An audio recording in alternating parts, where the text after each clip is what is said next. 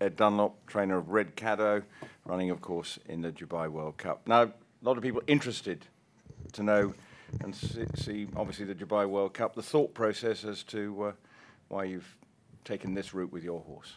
A lot of people think we've lost our marbles, but maybe we have. But he loves the surface.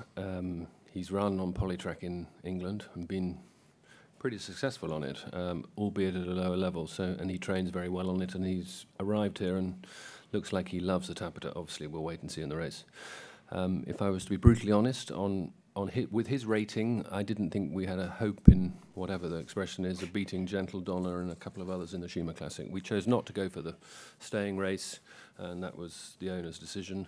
And Ronnie Arcouli is a great sportsman, a fantastic owner, and he said, let's have a go at the big race. But in your horses, obviously, loves the globe trotting as well. Great run in Hong Kong last year, and then obviously Melbourne Cup. So this is a sort of a real dream horse to have, as you say, a sporting horse. Oh, dream horse. You know, he's 7. He's obviously coming to the end of his career, probably on an international basis. But you know, I've never had a run in the World Cup. Ronnie's never had a run in the World Cup, and you know, the horse is in very good form. Whether he's got the tactical speed, if they go very slowly and sprint, it might hold against him. But it also, a strange thing to say, it will tell us whether we ever run again at a mile and a quarter. I know it's probably not on the right surface to try it, but you know, he is nominated for Hong Kong and he's nominated for Singapore, but equally on the other end of the scale, he's nominated for a race in Japan over 2 miles.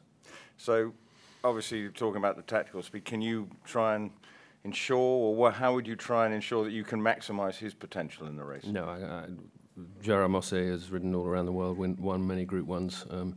I've seen him already, and both of us decided that what will happen, what will be, will be.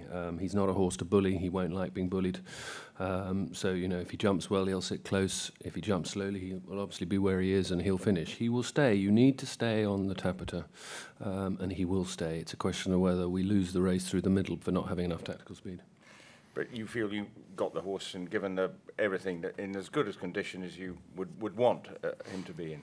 I was talking to Michael de Zongle, and, you know, obviously Red Cadeaux and Dunlop have run against each other on a few occasions, and Dunlop normally beats us. But our 2 horses are particularly good in the autumn, with Australia, Hong Kong, or whatever. So we're asking old horses to do something different at a different time of year. So whether they're in as good form or not, we'll obviously find out. But he looks very well. He loves travelling.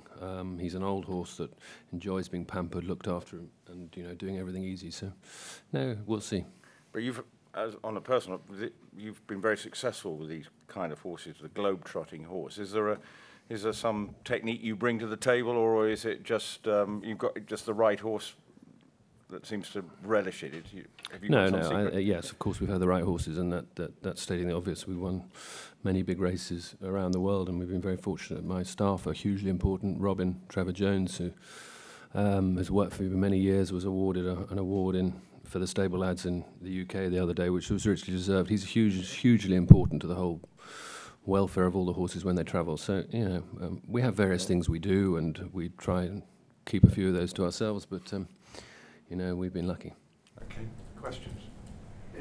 Since Hong Kong, the great win over there, you took him back home. What have you done with him? Have you done a lot? He had a month off. We always decided we would try and bring him here.